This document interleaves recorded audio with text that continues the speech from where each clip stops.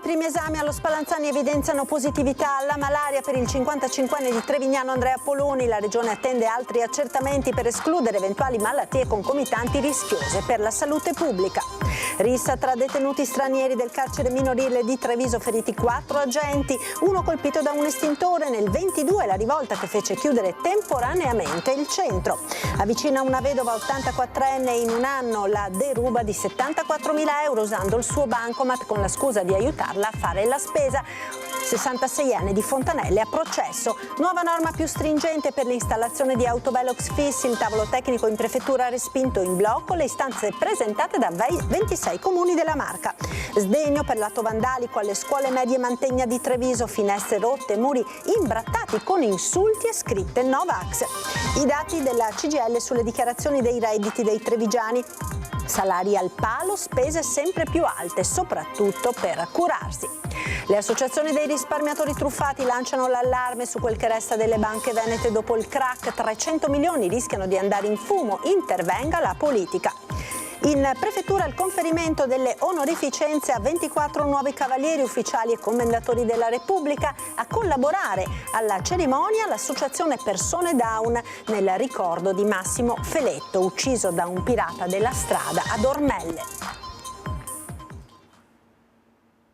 Buonasera, ben ritrovati con l'edizione di Treviso dei nostri telegiornali. In primo piano il dramma del 55enne Andrea Poloni, morto dopo essere tornato a casa trevignano da un viaggio in Congo. I primi esiti degli esami eseguiti allo Spallanzani evidenziano positività alla malaria. Le autorità sanitarie ora attendono altri accertamenti per stabilire le cause del decesso ed escludere eventuali altre malattie concomitanti con conseguenze per la salute pubblica.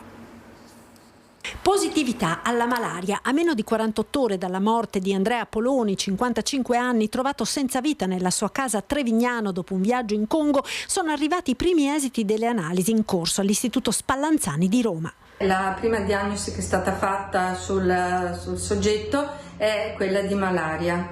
È chiaro che, vista la gravità del caso, il fatto che è stato riscontrato anche sono state riscontrate la presenza di emorragie, dobbiamo necessariamente indagare per vedere se ci sono altre malattie concomitanti che possono essere importanti per approntare quelle che sono le misure di sanità pubblica rispetto ai contatti. Al momento dunque le autorità sanitarie regionali sono in attesa degli esiti di tutti gli accertamenti effettuati in condivisione con il Ministero della Salute, Istituto Superiore di Sanità e lo Spallanzani. Solo quando si avranno tutti i risultati sarà possibile stabilire la causa della morte dell'imprenditore trevigiano rientrato dal Congo. Martedì scorso il sospetto decesso per febbre emorragica ha fatto scattare nella Marca il protocollo previsto con l'isolamento dell'unico contatto del 55enne e l'interdizione dell'abitazione dove Andrea Poloni è morto. Le notizie delle ultime ore, pur nel dolore ed il cordoglio per la perdita di un uomo amato e stimato, fanno comunque tirare un primo sospiro di sollievo alla comunità. Io ho sempre detto che ho la massima fiducia nei nostri organismi sanitari e che se ci fosse stato un effettivo pericolo ci avrebbero allertato prontamente.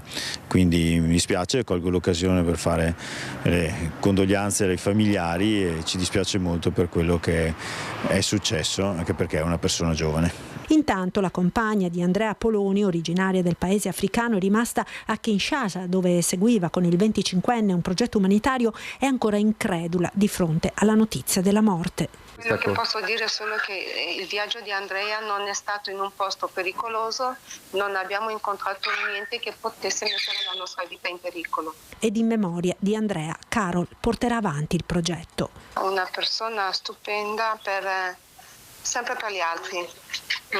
Lui, quando ha abbracciato questo progetto Bana Nkanga, quando mi ha visto fare, l'ha abbracciato, ha detto wow, possiamo aiutare tante persone, ed era questo il suo scopo, aiutare gli altri.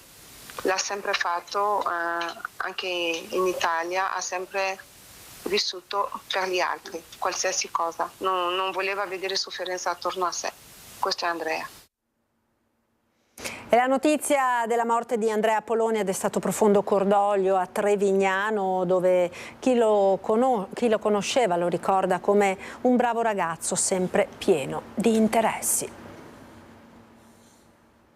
Un uomo pieno di interessi e sempre di corsa con i suoi 1000 progetti, l'attività nelle energie rinnovabili e poi quella agricola con l'azienda che aveva fondato specializzata nella coltivazione della canapa e dei grani antichi. Chi conosceva Andrea Poloni a Trevignano lo ricorda con grande affetto. Una persona molto intraprendente, aveva la passione dell'agricoltura, si occupava di canapa, io l'ho conosciuto tra l'altro attraverso la canapa, la coltivazione.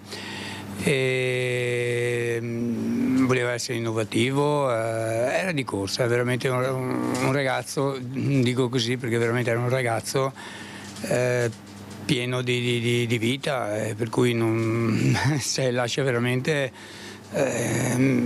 senza parole un avvenimento di questo tipo. Anche perché ragazzi bravi, gentili, simpatici come Andrea, è un peccato che succedano queste cose per tutti, però era veramente un caro ragazzo. La notizia della morte dell'imprenditore 55enne ha suscitato dolore e sgomento in paese. Ho sentito la notizia, ha lasciato un po' di sgomento nel paese, dispiace perché comunque sono cose strane che capitano, insomma. I vicini di casa hanno appreso ieri della tragedia. No, ho visto tutto questo trambusto in questi giorni e ho detto sicuramente è successo qualcosa. E poi ho visto l'ambulanza anche ieri, un po' di via vai, però sì. Ieri appunto dopo ho letto l'articolo e quindi ho capito che era successo qualcosa di grave, avevo già sentito la figlia che era disperata. Il sospetto che il decesso potesse essere in qualche modo collegato alla malattia del Congo ha un po' inquietato i cittadini, anche se la maggior parte ha fiducia nelle autorità sanitarie. Se pensiamo che il Covid è partito da qua, insomma un po' di preoccupazione c'è. Io non ho paura e se dei casi, se ci sono dei casi, si può affrontare la cosa con serenità e calma, insomma, ecco, tutto qua. Poverino, mi dispiace per lui, ma non lo conoscevamo. Ho sentito che era originario di Montebelluna. Rimane il dispiacere per una vita stroncata improvvisamente. Io spero che veramente in un'altra dimensione lui possa continuare a correre come si è sempre fatto, insomma, ecco, però con una certa vitalità che ha sempre dimostrato. Violenta rissa in carcere minorile a Treviso, 4 agenti della polizia penitenziaria sono rimasti feriti. Calci, pugni, parolacce, una violenta rissa scoppiata all'interno del carcere minorile di Treviso. In un attimo il finimondo. Il bilancio è di 4 agenti della polizia penitenziaria feriti. Uno ha subito una lacerazione alla testa perché è stato colpito da un estintore. Si tratta di un altro episodio di violenza dopo quello del 2022 che aveva portato la struttura alla chiusura per un lungo periodo. Quella volta erano stati date le fiamme anche i materassi. Immediata la denuncia da parte del segretario per il Triveneto del sindacato autonomo Polizia Penitenziaria Giovanni Vona.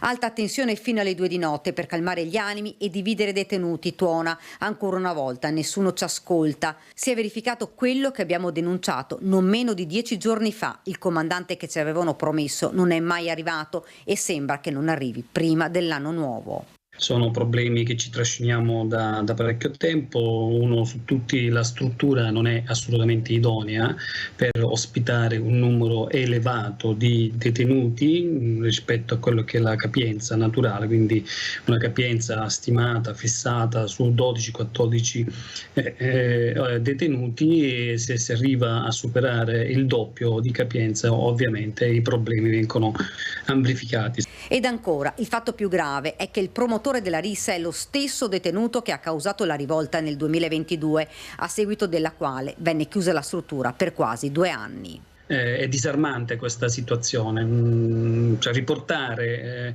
l'autore come dire, in un ambiente dove il messaggio che passa è quello che può fare quello che vuole, lo fa. Una situazione insostenibile per la polizia penitenziaria che deve operare con poco personale. Il carcere di Treviso è là in attesa di soluzioni, quello minorile di soluzioni, si parlava ancora tempo fa di spostare tutti i detenuti a Rovigo, abbiamo visto che, come dire, non si è mosso nulla.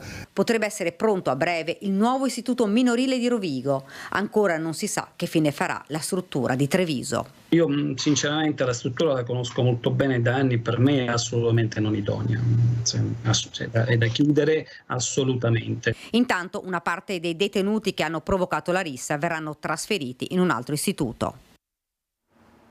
Ed ora un reato particolarmente odioso, quello delle truffe, dei furti ai danni delle persone anziane. Nell'ultimo periodo a Treviso 2 i casi eclatanti, uno a Fontanelle dove sono spariti addirittura 74.000 euro, mentre a Treviso 5.000 da parte di persone che si dimostravano disponibili, fingendo naturalmente di aiutare le ultra ottantenni. Sentiamo. Da poco diventata vedova, una nonnina di 84 anni è stata raggirata da una donna di 66 che si è finta amica e poi le ha prosciugato il conto prelevando ben 74.000 euro complessivi. È accaduto a Fontanelle tra il 2020 e il 2021. La vittima era in un periodo difficile quando si è avvicinata a questa truffatrice. Le ha proposto di farle la spesa, di aiutarla in piccoli acquisti, ma con il tempo ha preso in mano le disponibilità finanziarie dell'anziana, arrivando ad allontanare le figlie dell'84enne ed escluderle da ogni incombenza economica. Non solo, ma le avrebbe fatto aprire un nuovo conto corrente facendosi dire le password.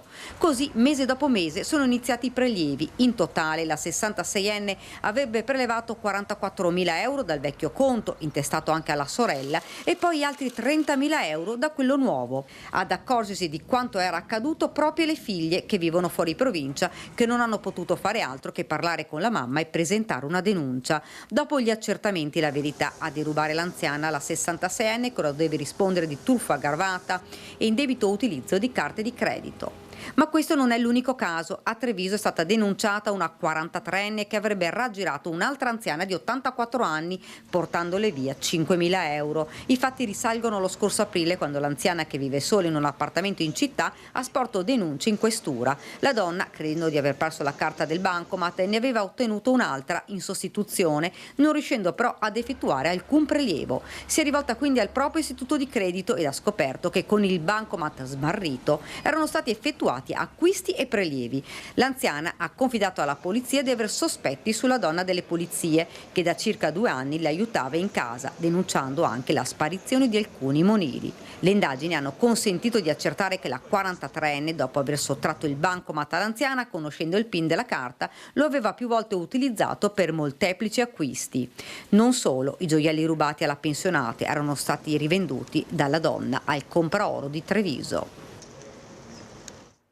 È stata ritrovata dai carabinieri sulla strada tra Zero Branco e Scorzè l'auto, una Golf utilizzata per la rapina in farmacia di 2 sere fa. A Badoere di Morgano l'auto era stata rubata a Crocetta del Montello. I malviventi vi avevano installato una targa rubata, sempre di una Golf. Per gli investigatori non si tratterebbe di rapinatori improvvisati, come dimostra anche l'arma probabilmente finta utilizzata per il colpo, che ha fruttato un bottino di 1.000 euro.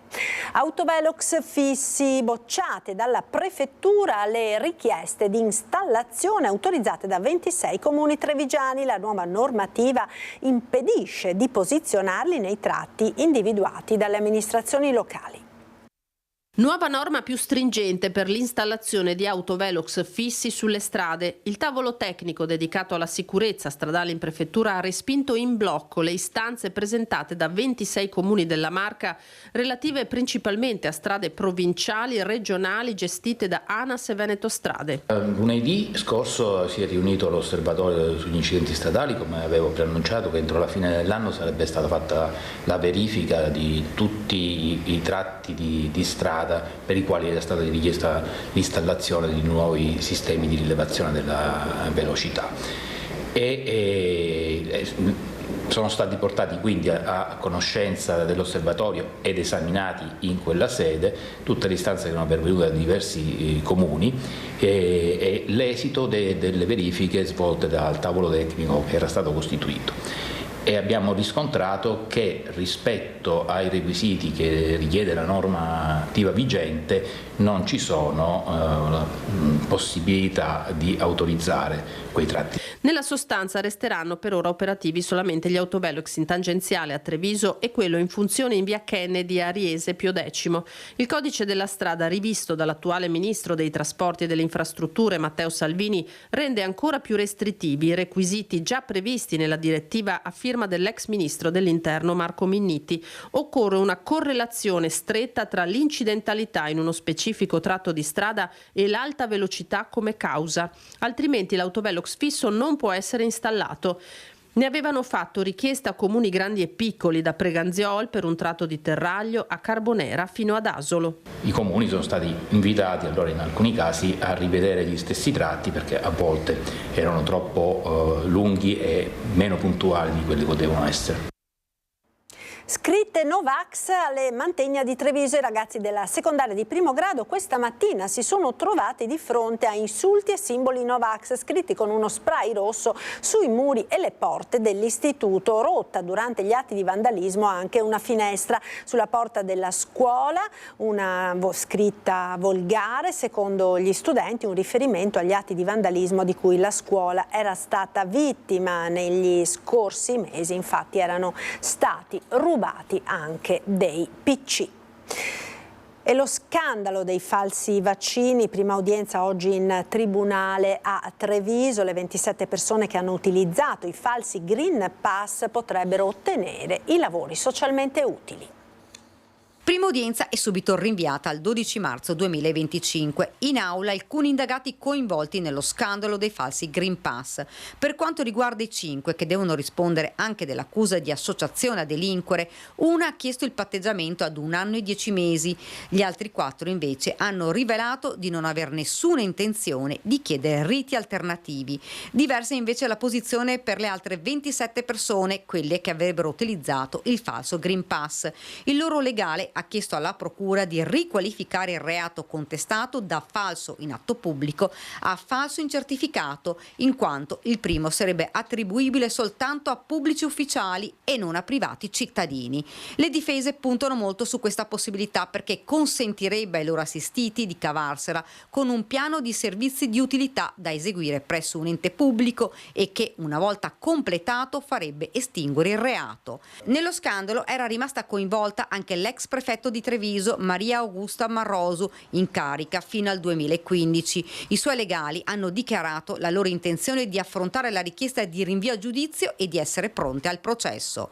Il meccanismo, per sfuggire agli investigatori, prevedeva l'attestazione dell'esito positivo di tamponi rapidi in farmacia o test molecolari presso il poliambulatorio di Fiera, così da inserire i pazienti nell'elenco di coloro che avevano contratto il virus e poi, a distanza di poco più di una settimana, ne avrebbero accertato la negativizzazione, consentendo così di ottenere il pass di avvenuta guarigione.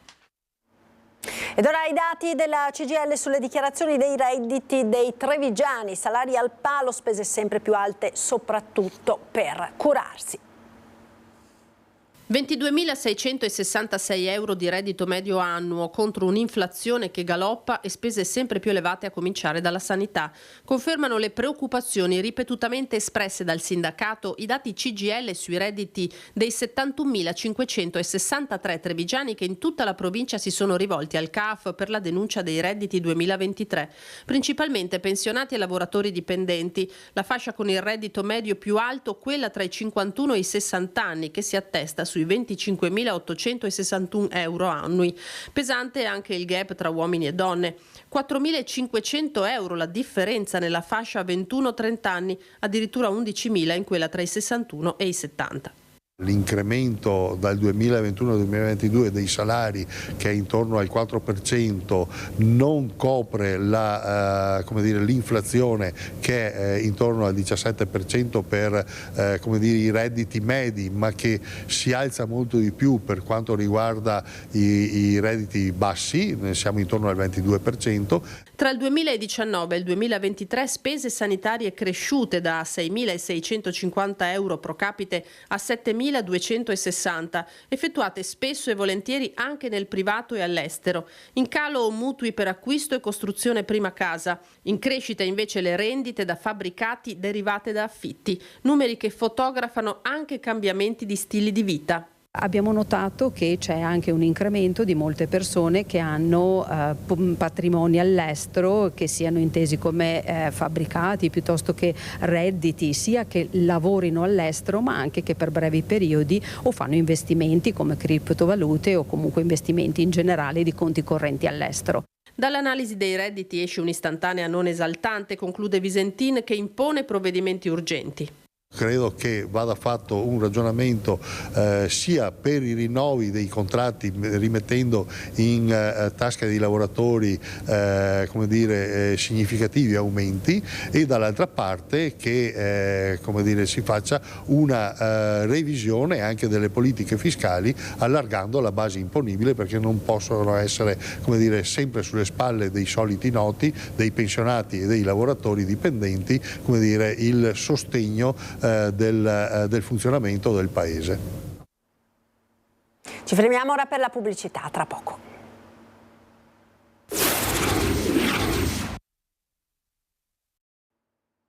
Eccoci nuovamente in diretta con l'edizione trevigiana dei nostri telegiornali. Le associazioni dei risparmiatori truffati lanciano l'allarme su quelle che resta delle banche venete dopo i crack.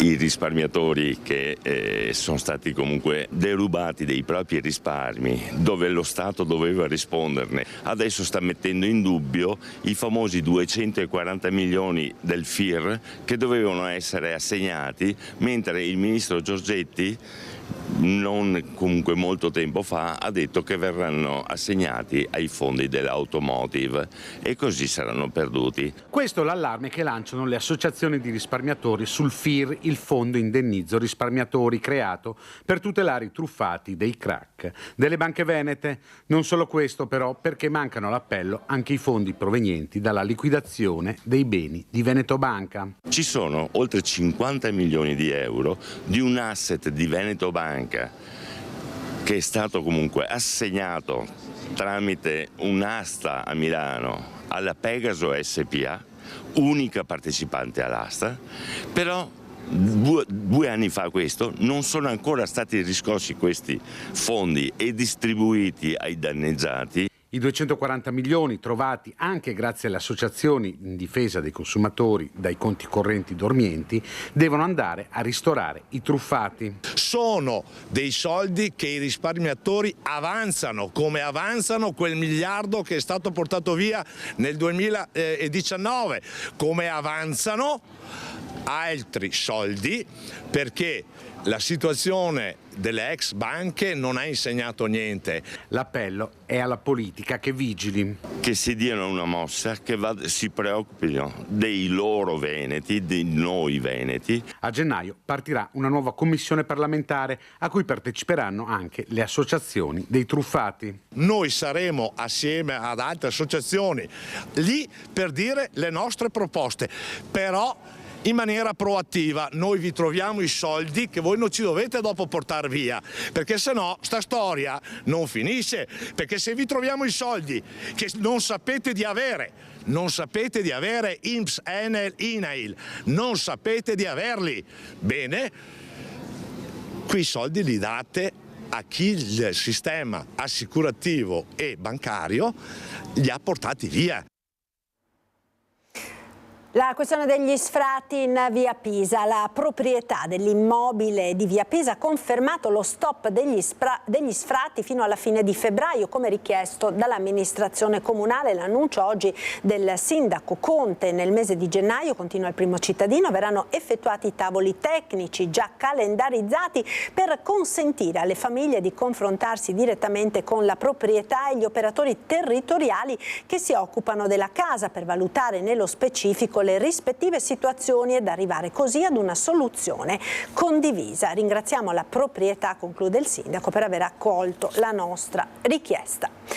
Il bilancio di previsione del Comune di Treviso approda domani in Consiglio Comunale per la votazione. PD, Treviso Civica e Lista Denardi hanno presentato le proposte degli emendamenti che verranno posti all'attenzione di Palazzo dei 300. Dall'emergenza casa ai giovani, alla violenza di genere, alla mancanza di bagni pubblici, agli spazi per lo sport. In vista del voto del bilancio di previsione, l'opposizione si prepara all'attacco con una serie di emendamenti. Si parte dalla richiesta di raddoppio del fondo per l'emergenza abitativa, attualmente di 20.000 euro l'anno. Aiutare le persone in difficoltà che in grave difficoltà economiche non riescono appunto a mettere insieme il pranzo con la cena, per cui i pochi fondi che il Comune ha messo in questi anni, parliamo di solo 20.000 euro l'anno, noi chiediamo che quantomeno vengano raddoppiati proprio per venire incontro alle esigenze di chi non ce la fa. Chiesto poi un incremento dei fondi destinati ai centri antiviolenza che accolgono donne maltrattate e a quelli per l'accoglienza dei senza fissa dimora. Un altro tema sollevato dall'opposizione, sentito sia dai residenti che dai turisti, è quello dell'assenza di bagni pubblici in città. Il bagno pubblico è un servizio che deve essere pensato disponibile per chi viene a visitare la città e appunto ci sta qualche ora. Alla domenica in particolare gli esercizi pubblici possono essere in proporzione non adeguata alla quantità di visitatori e quindi potenziare questa cosa credo che sia necessario, insomma.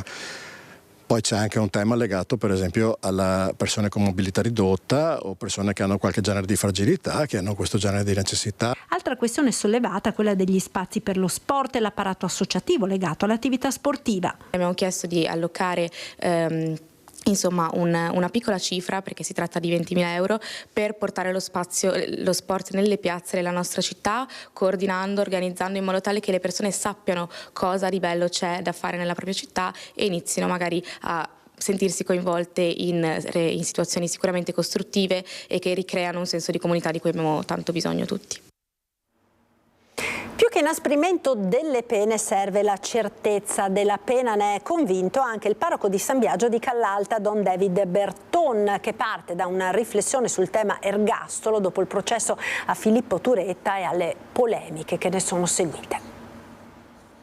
Io credo una cosa fondamentale. Sulla pena direi che più che inasprimento forse sarebbe più da puntare sulla certezza della pena. Assicurare alla giustizia chi delinque, la voce di Don David Berton, parroco a San Biagio di Callalta, ad inserirsi nel dibattito scatenato dalla condanna all'ergastolo per Filippo Turetta, reo confesso dell'omicidio di Giulia Cecchettin, cui in sede di sentenza non sono state riconosciute le aggravanti della crudeltà e dello stalking.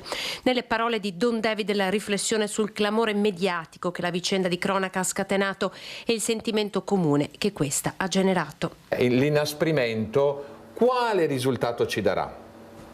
Perché la pena comunque, dobbiamo ricordarci, deve essere volta a far capire il reato compiuto e a convertire, uso un termine religioso, ma insomma a far cambiare, diciamolo più umanamente ancora, a far migliorare la persona. L'augurio per questo Natale è che si riesca a superare i sentimenti come la rabbia, la frustrazione e atteggiamenti come il bisogno di giudicare o isolarsi.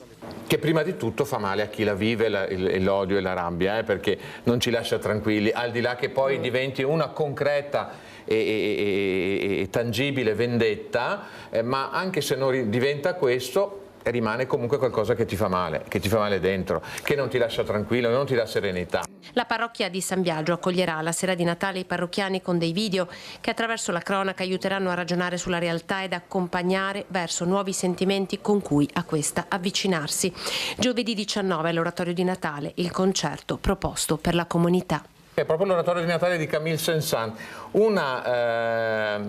un'opera musicale che davvero attraverso le note molto particolari e belle che entrano nell'anima al primo ascolto, uno credo possa prepararsi davvero al Natale. Nel contempo con i nostri ragazzi, con i nostri giovani abbiamo preparato anche delle video che commenteranno quanto viene cantato o semplicemente ti aiuteranno ad entrare. In prefettura a Treviso oggi il conferimento delle onorificenze a 24 nuovi cavalieri, ufficiali e commendatori della Repubblica. A collaborare alla cerimonia l'associazione Persone Down nel ricordo di Massimo Feletto, travolto e ucciso da un'auto pirata. Dalla presidente dell'Associazione Amiche per la Pelle, Emanuela Tonona, all'ex preside Antonio Chiarparin, da Alberto Stocco, anima di Ca' del Poggio, al giornalista pievigino Marco Zabotti. Nel Salone dei 300 la consegna delle onorificenze ai nuovi cavalieri, ufficiali e commendatori della marca, 24 uomini e donne che con ruoli differenti si sono distinti a favore della comunità. Sono molto felice oggi perché è riconosciuto il lavoro che abbiamo fatto, ma non è tutto per me, è soprattutto per la squadra, perché in squadra si fa tantissimo e noi cerchiamo di fare quello che possiamo per le nostre donne. Ringrazio il prefetto, ringrazio il capo dello Stato per essermi, trovato in un contesto che mi permette di portare avanti altre iniziative per il futuro che riguardano sempre i disagi giovanili e le problematiche che stanno emergendo nell'ambito della società. 38 anni svolti nel Corpo Nazionale di Vigili del Fuoco, di cui 12 presso il distaccamento di Castelfranco che ho diretto, una responsabilità in più che ho appunto verso i cittadini e verso la società. Credo di cogliere questo come anche un incoraggiamento a proseguire, soprattutto nessun consuntivo, ma le voglia di proseguire cercando di essere ancora utili, impegnati per il bene comune, soprattutto al servizio del territorio e della gente che amo. Tra i premiati anche Alessandro Testa di Maserata. Il titolo di Cavaliere dell'Ordine Equestre di San Silvestro Papa è stato proposto dal Pontefice. Valore doppio perché c'è un riconoscimento dell'impegno nei riguardi della Chiesa in qualità di economo della diocesi di Viterbo Veneto e quindi questo doppio conferimento che porta gioia e fa molto piacere. A collaborare alla consegna degli attestati al brindisi finale i ragazzi dell'Associazione Italiana Persone Down, di cui faceva parte anche Massimo Feletto, il 50enne investito e ucciso da un'auto pirata questa estate a Ormelle. A questi appuntamenti la sua era una presenza fissa. È bello che in queste situazioni non si possa ricordare col sorriso come era lui. Anche quest'anno il Natale a Treviso si illumina con l'iniziativa La Via dei Presepi, un affascinante itinerario che dal 26 dicembre al 6 gennaio conduce alla scoperta di presepi monumentali e opere d'arte natalizie custodite nelle chiese trevigiane e in altri luoghi suggestivi della città. Oltre al tradizionale percorso, da quest'anno al Museo di Santa Caterina sarà possibile su prenotazione effettuare visite guidate ad un percorso sulla Natività grazie ai maestri del Rinascimento come Jacopo Bassano, Girolamo da Treviso, Domenico Capriolo ed altri grandi artisti che l'hanno rappresentata. Novità dell'edizione 24-25, la mostra di presepi di Orani nella chiesa di San Giovanni della Croce. Infine la chiesa di Santa Maria Maggiore custodisce un presepe dove la tradizione incontra la scuola quattrocentesca. Ed ora spazio alle notizie da Belluno e provincia.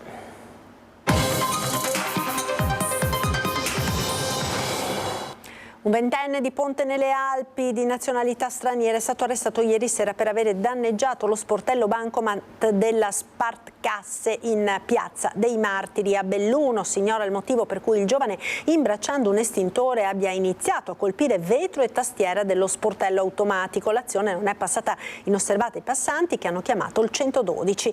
In centro è arrivata una pattuglia dei carabinieri. I militari hanno bloccato il ventenne arrestandolo in flagranza di reato. Questa mattina disagi per i clienti che hanno trovato il bancomat inaccessibile, protetto da un nastro bianco e rosso in attesa dell'intervento della manutenzione. La sorpresa di Natale del comune di Feltre destinata a cittadini e turisti è la prossima riapertura alle visite guidate del Teatro della Sena, chiuso agli spettacoli da quasi un secolo e sottoposto a infiniti lavori di restauro dal 1971. Sabato e domenica prossimi è il giorno di Santo Stefano. Feltre riaprirà il Teatro della Sena a cittadini e turisti che vorranno visitare uno dei luoghi simbolo dei teatri storici europei, con il suo monumentale sipario, capolavoro di Tranquillo Orsi, unico esemplare rimasto del decoratore della Fenice di Venezia, restaurato dall'amministrazione Perenzin, che aveva trovato in condizioni estremamente precarie la tela che giaceva da oltre 40 anni nella soffitta del comune. A dicembre 2019, a restauro concluso, il sipario venne svelato ed esposto e successivamente riconservato conservato. Noi siamo riusciti, ringrazio anche la sovrintendenza, ringrazio anche le restauratrici, a srotolarlo. Abbiamo visto che era in perfetto ordine e quindi abbiamo potuto issarlo. Quindi chi verrà a vedere il teatro riuscirà a vederlo anche con il sipario di Tranquillo Orsi. Il grande sipario risalente al 1843 rappresenta il punto finale di un'operazione che trasformò il teatro di Feltre nella piccola Fenice, chiusa nel 1929 e dal 1971 oggetto di lavori di restauro infiniti. I lavori non sono ancora conclusi totalmente, però adesso noi andremo avanti per step. Il nostro obiettivo è non solo quello delle visite guidate, ma chiaramente di poter ridare a tutta la comunità gli spettacoli all'interno di questo splendido teatro. Fare ipotesi sulla fine dei lavori è azzardato, mancano fondi, almeno 1,5 milioni di euro. Gli amministratori locali si facciano promotori con il ministro Giuli, afferma il presidente del Fondo Comuni Confinanti Dario Bond, che lo scorso aprile all'annuncio dell'inserimento della piccola Fenice nell'elenco dei teatri che verranno resi monumento nazionale aveva sollecitato un'azione sinergica. Ad oggi non ci sono notizie né sull'atteso riconoscimento che potrebbe aprire le porte a risorse importanti né sul prosieguo dei lavori per la copertura della Scala. L'unica certezza è che la Giunta Fusaro ha annullato i progetti fatti, approvati dalla soprintendenza e finanziati per la realizzazione del Museo del Teatro al piano mezzanino, che avrebbe dovuto accogliere tutti gli attrezzi di scena ottocenteschi di ricchezza clamorosa e silhouette del tempo di Goldoni. A Villa Pat di Sedico, confronto a più voci sul ruolo della cooperazione nel territorio.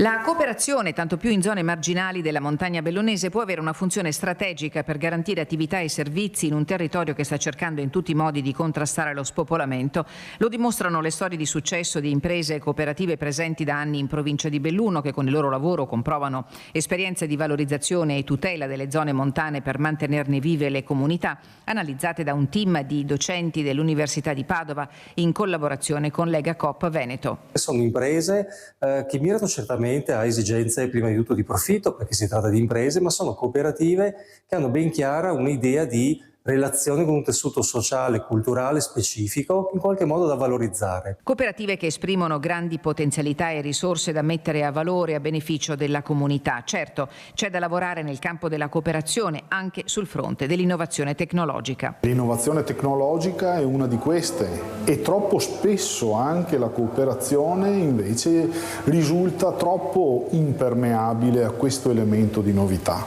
Dobbiamo da questo punto di vista fare dei passi in avanti. A Villa Patta di Sedico il confronto a più voci sul ruolo fondamentale della cooperazione di comunità che in montagna trova terreno fertile di nascita e di sviluppo. Come associazione abbiamo tutta l'intenzione di supportare le cooperative esistenti e operanti in questo territorio ad affrontare questo tipo di sfida, che ci rendiamo conto noi per primi non è semplice, non è assolutamente facile, ma per quello che rappresentiamo, per i valori che ci contraddistinguono, per il nostro DNA, per la nostra natura, sono fermamente convinto che abbiamo tutte le carte in regola per poterla affrontare nel migliore dei modi.